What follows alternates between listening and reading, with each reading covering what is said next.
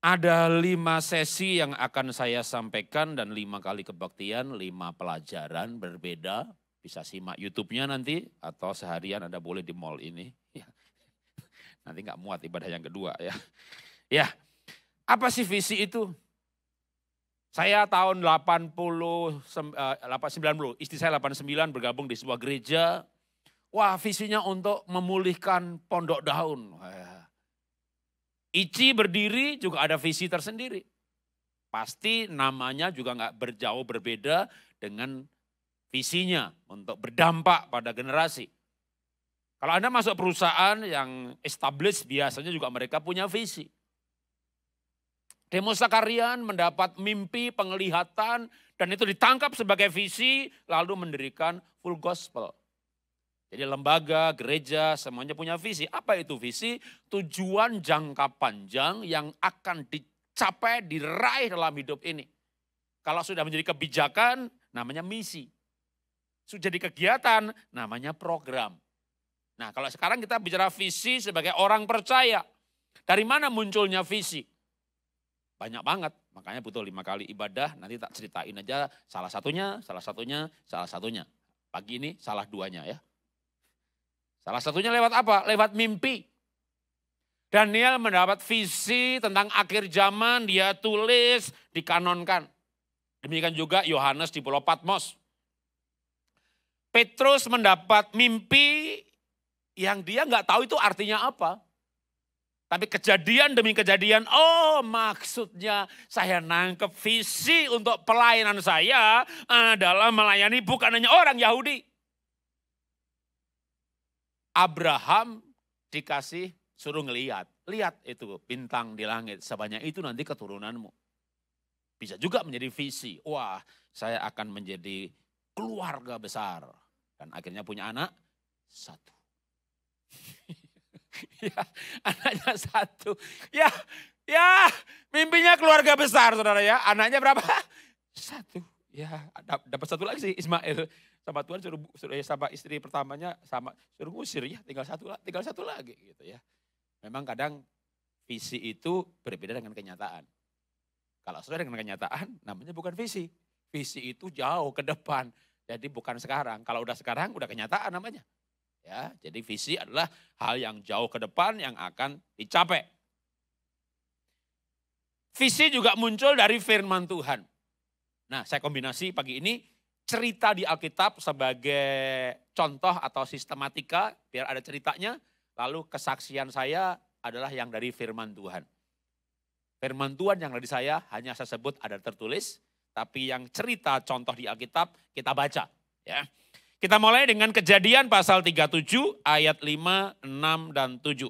Bentar ya, Kejadian pasal 37 ayat 5, 6, dan 7. Bagaimana seorang yang bernama Yusuf ya mendapat mimpi. Bentar ya. Saya buka Alkitab saya dulu. Kejadian pasal 37. Anda juga mau buka Alkitabnya boleh. Alkitab zaman sekarang ya adanya di gadget ya. Kejadian pasal 37 ayatnya yang ke-5, 6, dan 7. Pada suatu kali bermimpilah Yusuf, lalu mimpinya itu diceritakan kepada saudara-saudaranya. Sebab itulah mereka lebih benci lagi kepadanya. Ayat yang ke-6.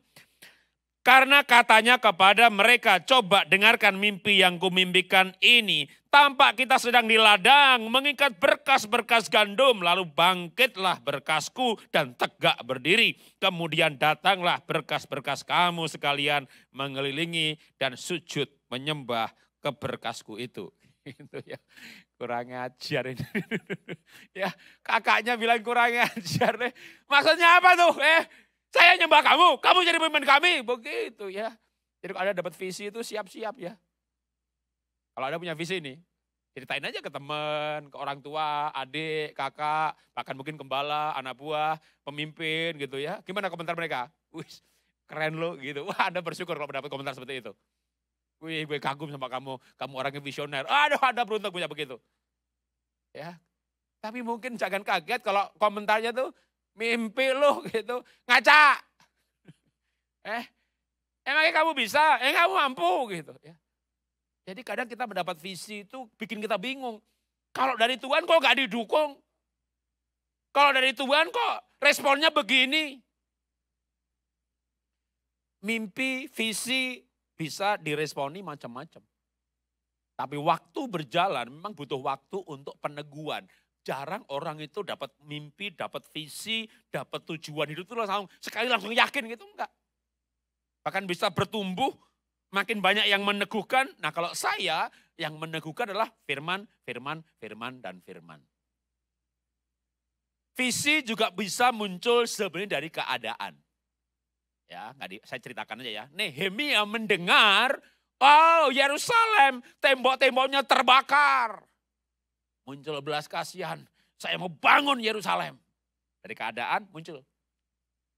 Saya belum cerita atau saya pernah diceritain tapi lupa gitu ya.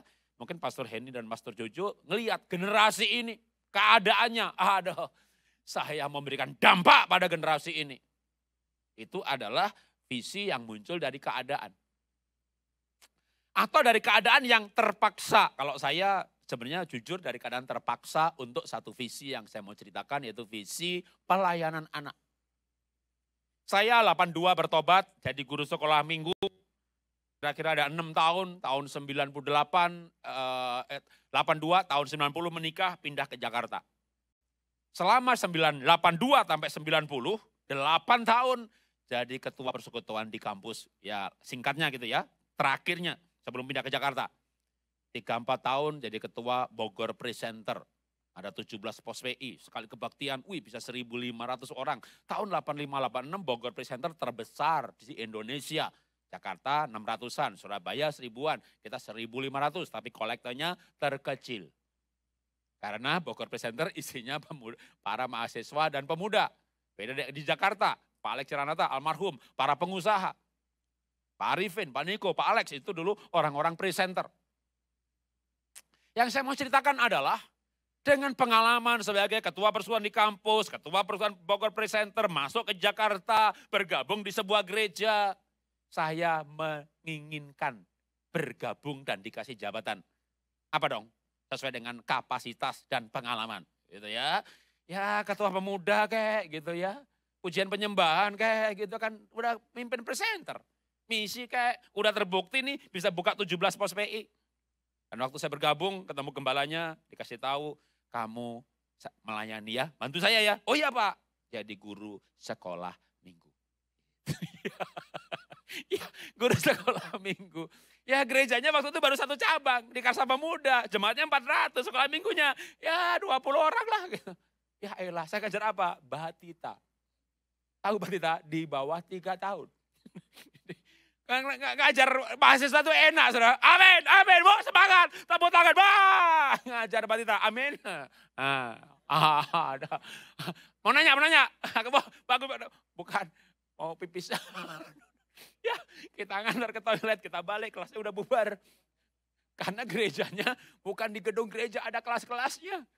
Gerejanya di gedung umum, jadi kelas sekolah minggunya di pinggir jalan, di emper, aduh. Tuhan, ini gembala apa nggak tahu nih saya kapasitasnya kasih guru sekolah minggu. Tapi mulai mendapat visi. Oh, semua orang telah berbuat dosa, termasuk anak-anak dong. Mazmur Roma 3:23. Semua orang telah berbuat dosa dan kehilangan. Semua orang telah berbuat dosa dan kehilangan kemuliaan Allah. Semua orang, berarti termasuk anak-anak. Oh, anak-anak butuh dilayani. Mazmur 51 ayat 7. Oh, dalam kandungan para pendusta telah sesat. Bahkan dalam kandungan orang. Kalau betul mereka perlu diselamatkan juga. Mulai kayak itu visi kayak ditanam. Lalu singkat cerita ya, kita ada reuni alumni IPB Persekutuan PMK, namanya Persekutuan Kampus. Pak Widodo Hadi itu kakak kelas saya ya di IPB. Banyak alumni IPB itu jadi pendeta karena memang IPB itu kan institut fleksibel banget. Ya, jadi ketika reuni gitu ya mereka kan dulu kan saya ketua persekutuan di kampus, ketua PMK gitu kan, ketua Bogor Presenter. Jadi Rod atau belum Rod, kamu gimana pelayanannya? Oh iya sekarang saya jadi majelis gereja. Oke, kalau kamu saya penginjil, kalau kamu pengajar, kalau kamu Rod guru sekolah minggu gitu ya kan. Itu saya keluar ruangan itu pada bisik-bisik. Yang terdahulu jadi terkemudian. Dulu dia pemimpin kita, sekarang kita udah pengajar penginjil. Kok dia cuma guru sekolah minggu? Gitu kan. Ya, jadi omongan gitu. Tuhan, visi Tuhan, tapi nggak kuat Tuhan diomongin orang. Jadi kita jadi guru sekolah minggu, itu punya lagu. Ku mau di sana, ku mau di sana. Maksudnya pengen di mimbar gitu loh. Jadi guru sekolah minggu itu karena belum ada kesempatan yang lain. Bukan karena visi. Pengennya tuh kayak gereja tuh kayak, saya pikir-pikir kayak berkarir juga ya. Kalau baru melayani guru sekolah minggu, nanti lama-lama remaja, lama-lama pemuda gitu ya. Nanti kalau sudah jadi dokter mungkin melayani lansia gitu kali ya. Makin tua. Tapi dulu saya terus terang kayak merasa gak dihargai gitu. Yang namanya disuruh jadi guru sekolah minggu. Tahun, 2 tahun, 3 tahun, 4 tahun. Ketemu teman lagi, masih guru sekolah minggu. Oh ya masih gitu. Oh. Orang ngomong ini mungkin sedang dididik sama Tuhan kali. Orang kalau melayani terus turun itu kan wah lagi disekors gitu ya. Jadi omongan loh. Ya Yusuf dapat mimpi, mimpinya luar biasa. Jadi omongan. Kalau saya nggak dapat mimpi, dicemplungkan di situ. Tapi karena dicemplungkan jadi omongan, lama-lama kayak tertanam justru. Oh anak kecil itu disebut usia emas. Kenapa disebut usia emas? Semua yang dia dengar, semua yang diajarkan masuk alam bawah sadar. Apa itu alam bawah sadar? Akan mempengaruhi perilaku. Jadi kalau saya mau mengubah perilaku orang-orang, saya taruh dari di usia yang paling emasnya, usia terbaiknya, masuk di situ. Wah, makin dapat visi. Saya memang udah makin mantap di sekolah minggu. Makin mantap melayani anak. Singkat cerita sampai akhirnya muncul, wah kalau gitu jangan cuma seminggu sekali dong. Membentuk karakter Kristus, ketemu seminggu sekali. Anak-anak ketemu gadget tiap hari. Seminggu sekali pun sekolah minggu hanya 2 jam. Gadget setiap hari 5-6 jam. Siapa guru mereka? Gadget lah. Waduh saya mau ketemu anak sekolah minggu setiap hari. Akhirnya saya bikin namanya Rabu ceria, Kamis gembira, Sabtu seru gitu ya. Pokoknya kayak sekolah minggu tapi benar saudara ini kisah nyata. Ini true story saudara. Di berbagai kompleks saya bikin persekutuan doa tengah minggu untuk anak-anak. Singkat cerita itulah kenapa berdiri sekolah Happy Holy Kid. Supaya anaknya happy dan holy. Wih ibu saya dengar lagi istri saya keluar dari perusahaan nangani playgroup. Nah aku tak sekolah kayak kowe jadi insinyur kok. Ujung-ujungnya buka playgroup tole. Iya. Wah saya pikir ya orang berkata keren, visimu hebat, luar biasa. Enggak saudara, kita punya visi itu komentar kadang aneh-aneh saudara. Oke balik ke Yusuf lagi, nanti tak ceritain lagi ya. Gimana dengan Yusuf? Kejadian 37 ayat 5 dan 5 ayat 8 ya. Tadi 8 belum saya baca atau sudah tadi saya baca ayat 8 ya. Kejadian pasal 37 ayat 8. Lalu saudara-saudaranya berkata kepadanya, "Apakah engkau ingin menjadi raja atas kami? Apakah engkau ingin berkuasa atas kami?" Jadi makin bencilah mereka kepadanya karena mimpinya dan perkataannya itu. Akan singkat cerita, saya ceritakan saja. Kejadian pasal 37 ayat 12 sampai 36, jadi nggak dibaca karena 24 ayat, panjang banget ya. Kejadian 37 ayat 12 sampai 36 itu begitu bencinya kakak-kakaknya, Yusuf itu dijual jadi budak. Budak itu bukan buruh, buruh ada serikat buruh nggak digaji bisa demo. Budak itu dibunuh pun nggak ada LBH yang bantu. Karena nggak punya hak hidup. Dan menjualnya tragis banget. Sebenarnya Yehuda punya niat. Karena ketika mereka pada usul mau dibunuh. Ya, udah bunuh aja nih adik kita. Jadi apa tuh mimpinya? Gitu kan. Tapi akhirnya Ruben, Yehuda mereka diskusi. Lalu udah cemplungin aja ke sumur. Tinggal pergi. Lalu ketika Yehuda mau balik ke sumur mau nolong. Udah nggak ada. Ternyata sama saudaranya yang lain dijual jadi budak. Anda pernah lihat film mengenai budak? tentang perbudakan di Amerika waktu Abraham Lincoln belum jadi presiden. Itu ngerinya minta ampun. Itu padahal abad 17. Gimana budak 2000 tahun sebelum Masehi. Di mana zaman itu namanya raja-raja, termasuk raja kecil, termasuk bos, ya kayak raja beneran. Itu budak tuh mau disembelih pun gak ada yang bantu. Seorang bernama Yusuf, anak papa mama yang biasa disayang, tiba-tiba jadi budak. Aduh, itu ditulis di Alkitab. Waktu kakaknya akhirnya pergi ke Mesir, dia berkata, kita ingat betapa adik kita dulu meratap dan sesak hatinya. Minta belas kasihan supaya nggak dijual jadi budak. Jadi karena sebuah visi itu bisa muncul penderitaan loh. Saya sambung cerita saya ya. Oke, visi. Wah, punya visi nih. Melayani anak, udah mantap. Mau dibilang pelayanannya nggak maju-maju, nggak apa-apa. Visi begitu loh ya. Yaudah, dulu pemimpin kita nih, sekarang kita pengkhotbah, dia kurus sekolah minggu, nggak maju-maju. Yang maju tuh yang melayani tua-tua gitu ya. Ya nggak tahu deh, pokoknya ada konsep seperti itu di kalangan orang Kristen. Pokoknya kalau udah naik mimbar di sini ini kayaknya udah maju gitu loh. Kalau berdoa syafaat masih mundur tuh. Kalau Tuhan Yesus nggak bilang begitu, ya Tuhan itu ya melayani, bahkan barang siapa melayani anak kecil, dia melayani aku. Barang siapa mengunjungi orang di penjara, dia melayani aku. Yang khotbah, kamu sebelah kiri, aku berkhotbah demi namamu. Aku mengusir demi namamu, aku nggak kenal kamu. Bisa begitu loh malah. Karena waktu melayani mimbar motivasinya bisa macam-macam. Terkenal, duit, persembahan kasih, dan sebagainya. Ada di sini pelayan Tuhan. Kalau Anda dipanggil gembala, atau saya lah gampangnya, ya dipanggil beberapa ketua sinode atau gereja besar, Pak, ngundang Bapak kok ternyata susah banget ya. Ya setahun di muka, udahlah Pak, mau ketemu ya. Bapak setahun 4 kali Pak ya, atau 6 kali Pak ya. Bulan Januari cabang ini, Februari, Maret cabang ini, April cabang ini. Dia punya katakanlah 50 cabang. Yang gede-gede cabangnya ada katakanlah 5. Dan saya digilir yang cabang gede-gede. Saya setia enggak? Kira-kira, setia enggak? Setialah, cabang gede itu saudara ya. Amplopnya gede juga. Amplopnya gede juga saudara. Jadi setia di mimbar ini enggak ukuran. Gimana kalau Anda dipanggil Ibu Heni, ketemu kamu susah juga ya, kamu sibuk ya, bisnismu luar biasa ya. Oke, mumpung ketemu tak jadwal pelayanan ya. Kamu minggu pertama kunjungi panti asuhan. Minggu yang kelima kamu ke penjara, kasih makan orang penjara ya. Minggu yang ketujuh kamu ke NTT sana, pergi ke kampung sana ya. Setia enggak? Tuhan, kenapa saya disuruh yang bagian beginian? Kalau tidak punya visi, itu akan menjadi penderitaan. Visi saja bisa berangkat ke dalam penderitaan. Tapi lewat penderitaan itu kadang visi diuji. Oke, balik ke cerita saya.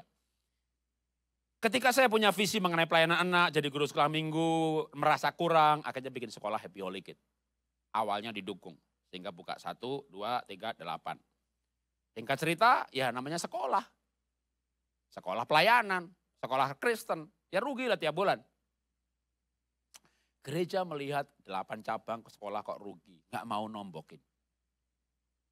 Ya, lalu saya dipanggil. Ini sekolah nggak di bawah gereja lagi, di bawah kamu sendiri aja. Wih, suruh jadi milik saya saudara. 8 cabang, rugi. Ada yang untung tapi lebih secara global rugi. Gereja nggak mau nombokin. Wah, saya pikir ini kan visi gereja untuk pelayanan. Wah, singkat cerita saya marah. Dan marahnya ngutek-utek keuangan. Lalu kolektor yang miliaran itu kalau nombokin cuma belasan juta aja nggak mau buat apa? Wih, gereja diutek-utek keuangannya, ngamuk lah saya dipecat. Jadi visi itu kadang bawa penderitaan saudara. Dan kejadiannya kapan itu? Tahun 98. 90 itu saya kerja di Astra bagian ekspor. 92 bikin bisnis ekspor. Maju, booming karena 92, 93, 94 itu Indonesia ekspor. Waduh, apapun diekspor sama Indonesia. 98 kita tahu kerusuhan, buyer takut ke Indonesia. Dolar memang naik tapi ordernya kagak ada. Order dipindahkan ke Cina, ke Vietnam. Jadi sudah bangkrut, suruh nombokin pelayanan pula. Waduh, itu benar-benar kita bergumul suami istri gimana. Tapi justru itulah keadaan yang membuat visi itu makin tajam. Kalau bukan karena visi, ya sudah. Gereja gak mau nombokin, ya apalagi saya. Gereja suruh tutup, ya tutup saja. Gereja tuh suruh nutup. Oke, itu 8 cabang kan. Misalnya 4 rugi, 4 tutup. Ya udah yang rugi ini ditutup aja gitu. Lah, emangnya gereja perusahaan cari untung? Loh, ini saya ngomong sekolah ya, masih mending ya. Sekolah rugi, gereja suruh tutup. Ada loh gereja itu punya cabang banyak. Kumpulin ya. Cabang ini, untung. Oke, yang ini rugi. Yang rugi dimandirikan. Ini gereja atau franchise, saudara? Emang akhir zaman begitu, saudara? Tuhan Yesus bilang itu sarang penyamun. Gereja mamon. Maaf saya bicara keras. Tapi saya mengalami dan saya memahami hal kalau itu terjadi. Ya, saya kembali ke cerita saya. Jadi ketika saya disuruh nutup yang rugi nggak mau, akhirnya disuruh dimandirikan. Waduh, nombok itu tiap bulan. Padahal usaha lagi bangkrut. Dan sebelum itu bangkrut, saya sukses. Istri kerja di perusahaan, gajinya gede. Sebelum saya bangkrut, dia tak suruh keluar. Bantu nangani sekolah. Sudah dia keluar, bangkrut. Aduh.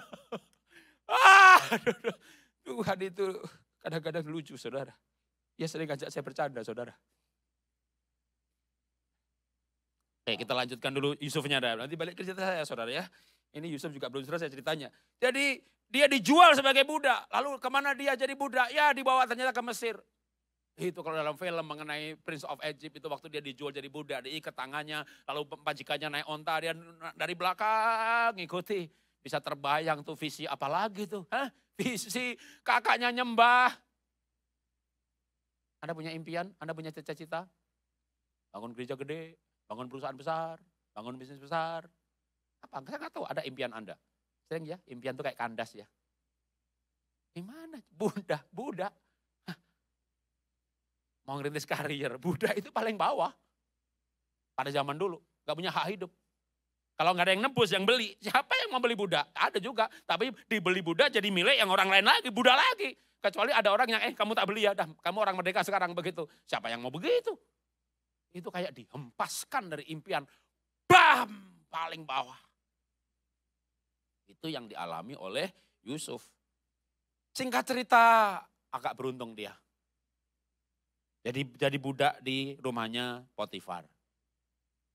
Jadi budak teladan. Dari mulai budak, akhirnya kepala para budak, sampai akhirnya tangan kanan Potifar. Wah lumayan ya, naik karir. Masih budak juga, tapi budak teladan gitu kan. Ya, majikannya istri Potifar memandang Yusuf lalu melihat dengan birahi. Ngajak selingkuh. Selingkuh itu banyak laki atau perempuan sih? Kalau ibu-ibu saya tanya, Bu, selingkuh itu banyak laki atau perempuan? Laki-laki Pak Jarod, salah. Karena laki-laki selingkuh dengan perempuan.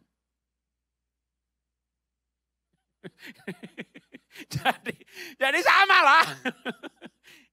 Ada Daud ngajak Batseba selingkuh, ada juga istri Potifar ngajak Yusuf selingkuh. Yang ngajak sama-sama. Sedikit menyimpang ke tema keluarga, selingkuh. Gimana caranya Pak supaya enggak selingkuh? Anda jangan iseng. Kenapa jangan iseng? Anda akan kaget yang Anda isengin mau. Daud iseng ngajak istri Batseba, istrinya Uria, istri seorang pejabat, mau juga. Ada jemaat ngisengin istri gembalanya, mau juga. Loh benar saudara, Anda tahu kisahnya, gak usah disebut namanya. Jadi jangan iseng. Ya, oke, balik ke sini lagi, ke visi. Jadi Yusuf ini punya visi, dapat impian. Saya yakin Yusuf mungkin sampai waktu jadi budak itu, kayaknya bukan dari Tuhan tuh impian. Kayaknya bukan visi dari Tuhan, kayaknya perlu ganti visi deh. Ya gak usah jauh-jauh lah, gak usah punya cita-cita lah. Tapi ketika dia mulai menjadi kepala keluarga di keluarganya Potifar, tangan kanan lagi, mungkin impian tuh mulai berkembang ya. Tapi gara-gara diajak selingkuh nggak mau, difitnah lagi sama istri Potifar, dimasukkan ke penjara. Penjara apa? Penjara tahanan politik sebenarnya. Karena sebenarnya tahanan itu dia di kelompok penjara tahanan raja, walaupun Potifar bukan raja. Aduh, zaman demokrasi aja tahanan presiden bisa, tahanan yang bukan presiden ya, tahanan yang melawan pemerintahan. Itu bisa macam-macam tuh. melawan kepolisian, bisa macam-macam tuh di dalam penjara. Gimana tahanan melawan raja? Aduh, itu kalau raja punya hobi nih, punya singa piaraan. Maka hari itu dia panggil Yusuf bin Amir. Besok hilang dia. Yusuf bin Abdullah. Wah, makan elang. Gitu. Setiap kali disebut nama Yusuf, mungkin Yusuf itu namanya bayang-bayang maut. Bukan saya, bukan saya, bukan saya. Visi kadang-kadang membawa kita bukan hanya pada penderitaan, saudara, pada bayang-bayang maut. Pada masalah, singkat cerita saja. Oke, kalau bicara kembali ke cerita saya, ya begitu tadi. Punya visi besar, malah dipecat, dimandirikan, suruh nombokin, pas nombokin, lagi bangkrut. Tapi saya bilang sama Tuhan, Tuhan, saya yakin ini visi dari Tuhan. Anak usia dini, begitu penting. Ini usia emas, mewarnai anak. Oke, matematika, kimia segala macam nanti kapan-kapan, tapi lahir baru penting. Ini di usia di lahir baru duluan. Belum lagi ketika mendapat impian atau visi bagi saya pribadi, hidup ini harus berbuah. Buah itu apa? Buah kerajaan. Apa itu buah kerajaan? Orang yang lahir baru karena pengaruh kita, itu buah kerajaan kita. Orang lahir baru satu kali, siapa melahir baru kan mendapat mahkota kehidupannya. Paulus bilang sama Timotius, akulah bapakmu yang membuat kamu lahir baru. Nanti kamu punya penginjil, pengajar, gembala, aku tetap bapakmu. Wah, dan tiba-tiba kalau saya berpikir setiap anak sekolah minggu, saya bikin lahir baru, lahir baru, lahir baru, lahir baru, lahir baru. Nanti dia besar punya gembala, punya pengajar, punya penginjil. Aku tetap yang bikin dia bikin lahir baru. Wih, bikin sekolah biologis, masuk lahir baru, wisuda, masuk pinter baca, pinter nulis, enggak lahir baru, enggak wisuda dulu. Enggak usah cari jiwa, dikira murid saudara lahir baru, wow, betapa mulianya nanti dalam kekekalan. Oh, makin semangat saudara. Visi kayak ditanam oleh keadaan. Rugi, enggak apa-apa, tombokin, enggak apa-apa. Singkat cerita balik lagi kepada Yusuf. Kejadian 42 ayat 6. Kejadian 44, 14. Kita baca, saya bacakan, atau Kejadian 42 ayat 6 dulu ya. Kejadian 42 ayat yang ke-6, nanti setelah itu akan sambung. Kejadian 44 ayat 14. Ini singkat cerita. Kalau Yusuf itu jadi budak umur 17. Naik ke tangan kanan Firaun itu umur 30. Panjang juga loh ya, 17 tahun. Oke, tapi singkat cerita, Kejadian 42 ayat 6. Sementara itu Yusuf telah menjadi mangku bumi di negeri itu. Dialah yang menjual gandum kepada seluruh rakyat negeri itu. Jadi ketika saudara-saudara Yusuf datang kepadanya lah mereka menghadap dan sujud dengan muka sampai ke tanah. Kejadian 44 ayat 14. Sama isinya. 2 ayat supaya untuk meneguhkan saja bahwa visi dari Tuhan pasti genapi. Kejadian 44:14. Ketika Yehuda dan saudara-saudaranya sampai ke dalam rumah Yusuf, 2 ayat karena 2 kali kejadian, mereka beli gandum, pulang balik, lalu balik lagi ke Mesir. Yusuf masih ada di situ, sujudlah mereka sampai ke tanah. 17-18 tahun yang lalu, Yusuf punya mimpi. Bahkan mungkin saat dia punya mimpi, dia gak yakin dari Tuhan apa bukan. Masalah terjadi, makin gak yakin lagi. Tapi suatu ketika dia mencapai sebuah pencapaian. Dan dia ingat, aku pernah mimpi ini loh. Anda pernah gak mencapai sebuah pencapaian?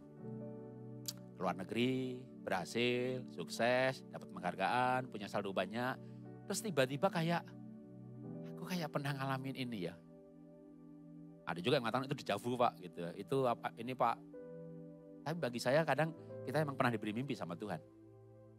Yang akhirnya menjadi kenyataan. Atau memang betul Anda sadar. Aku pernah punya mimpi ini, target ini. Gagal, jatuh. Akhirnya tercapai juga. Yang kita pelajari adalah sesuatu yang dari Tuhan pasti digenapi. Visi dari Tuhan pasti hanya kadang butuh waktu. Singkat cerita, kalau tahun 1998 saya disuruh keluar dari gereja, sekolahnya suruh bawa keluar dari gereja, dimandirikan, suruh nombokin. Kita kerjakan sungguh-sungguh berdua suami istri dengan istri saya yang pegang.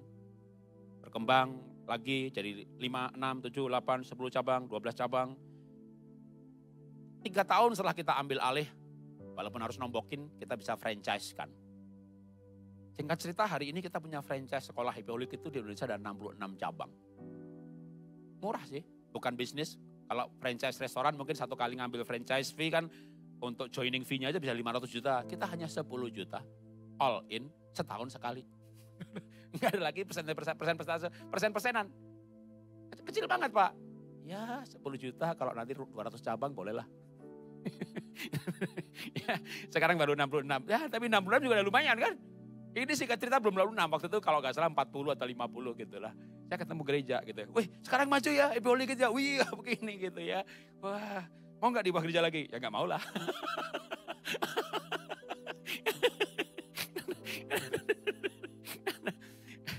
Bahkan kemarin saya dihubungi oleh seorang yang cukup dikenal di negeri ini gitu. Pak butuh investor nggak untuk Happy Holy Kid gitu. Enggak. Saya tanam dengan air mata. Saya anggap ini visi Tuhan. Ini bagian dari hidup saya. Bahkan karena awalnya dari Tuhan. Awalnya pelayanan. Maka setelah di franchise pun. Saya bilang sama istri. 100% franchise fee. Bukan per bulan ya. 100% franchise fee. Omsetnya. Gak pakai dipotong biaya operasional. Kita serahkan buat Tuhan pelayanan. Untuk haleluya. Mau tepuk tangan juga boleh ya. Untuk apa? Untuk saya bangun sekolah di pedalaman. Maka saya itu sangat mengagumi juga Pastor Henny karena kita punya visi yang serupa. Dulu saya juga ke NTT, Kalimantan segala macam. Akhirnya ketika mulai banyak saya lihat wilayah lain itu dari banyak yayasan, saya fokus di Mentawai dan sekarang udah 32 sekolah yang kita bangun. Ya, kita biayai operasionalnya setiap bulan. Dari mana? Ya dari franchise fee itu. Ditambah dengan persembahan pribadi. Kita nggak pernah bikin malam dana, kita nggak pernah umumkan soal yayasan. Karena itu kayak yayasan pribadi yang memang kita, Tuhan aku dulu dapat visi pelayanan anak. Buka sekolah ini di bawah gereja. Gereja suruh memandirikan. Saya tombokin tapi visi ini dari Tuhan. Oke, sebagai penutupnya ayat ini. Kejadian 42 ayat, Kejadian 45 ayat 5, 6 dan 8. Kejadian 45, 5, 6, 8. Kejadian 45 ayat 5, 6 dan 8. 5, 6 dan 8. Tetapi sekarang janganlah bersusah hati dan janganlah menyesali diri karena kamu menjual aku ke sini. Sebab untuk memelihara kehidupan Allah menyuruh aku mendahului kamu. Karena telah 2 tahun ada kelaparan dalam negeri ini dan selama 5 tahun lagi orang tidak akan membajak atau menuai. Ayat 8, jadi bukan kamu yang menyuruh aku ke sini, tetapi Allah, dialah yang telah menempatkan aku sebagai bapa bagi Firaun dan tuan atas seluruh istananya dan sebagai kuasa atas seluruh tanah Mesir. Yusuf 13 tahun, 17 tahun dijual sebagai budak, umur 30 tahun ketemu Firaun. 13 tahun bukan perjalanan yang singkat kalau menderita. Anda makan, hura-hura, ketawa-ketawa, tahu-tahu 2 jam ya. Anda nunggu aja gak usah menderita, nunggu. Lama ya kayaknya ya, ini lama banget sih. Makanya jangan ditunggu, Anda harus tepat waktu. Kalau makin lama ditunggu, makin banyak kejelekan Anda yang dibicarakan sama yang nunggu. Nunggu aja udah gak enak rasanya. Gimana dicambuk, gimana dikebuki, gimana kerja gak digaji, gimana jadi budak 13 tahun. Maka waktu kakak-kakaknya datang, Yusuf bisa punya kemampuan membalas mereka. Kakaknya ketakutan ketika tahu bahwa ternyata yang di depan mata mereka di Yusuf yang mereka jual sebagai budak. Tapi Yusuf berkata, jangan sedih. Jangan menyesal, bukan kamu yang jual aku sebagai budak. Tuhan yang mengatur saya, mendahului kalian untuk memelihara begitu banyak orang selama 5 tahun kelaparan. Kalau saya mengenang kembali kepada cerita saya, dipecat, disuruh keluar dari gereja, suruh nombokin. Dulu waktu ngalamin itu, Tuhan gak adil, gereja gak bener. Sekarang saya bisa bilang, Tuhan tuh pinter. Tuhan tuh baik. Tuhan tuh baik. Itu pasti saya yakin dulu tuh Roh Kudus tuh gelitikin kepala saya tuh. Pecat dia. Tapi pemahaman ini membuat saya tidak ada kebencian. Tidak ada kepahitan. Tidak ada masalah dengan gereja. Karena Tuhan itu atur. Tuhan itu yang mengatur. Tuhan itu yang mengizinkan untuk mendatangkan kebaikan. Makanya Yusuf berkata bahwa ini semuanya adalah pekerjaan Tuhan. Untuk menunjukkan kalau Tuhan berjanji, Tuhan memberikan mimpi, Tuhan memberikan visi, suatu saat pasti jadi kenyataan. Amin. Mari tunduk kepala kita berdoa. Ambil saat teduh di hadapan Tuhan. Saya tidak tahu Bapak Ibu Saudara apa visi Anda. Anda pernah mendapat mimpi dari Tuhan, Anda mendapat impian. Tidak harus hal yang rohani. Impian itu bisa pengen jadi orang sukses dan pengen bantu adik-adik, kakak-kakak dan keluarga.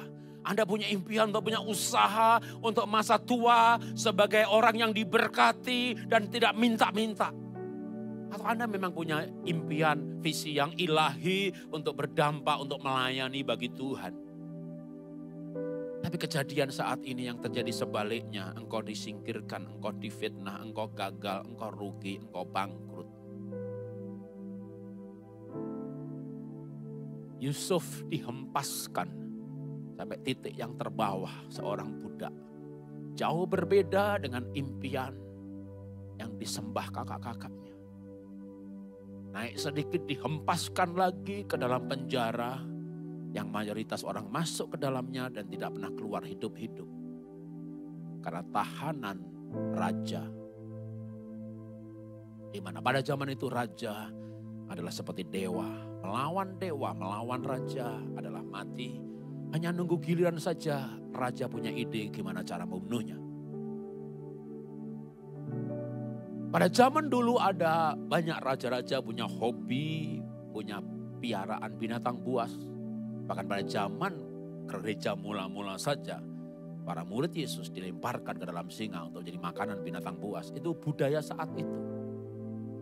Makin memahami budaya saat itu, saya makin memahami, menyelami betapa meratapnya Yusuf di dalam penjara.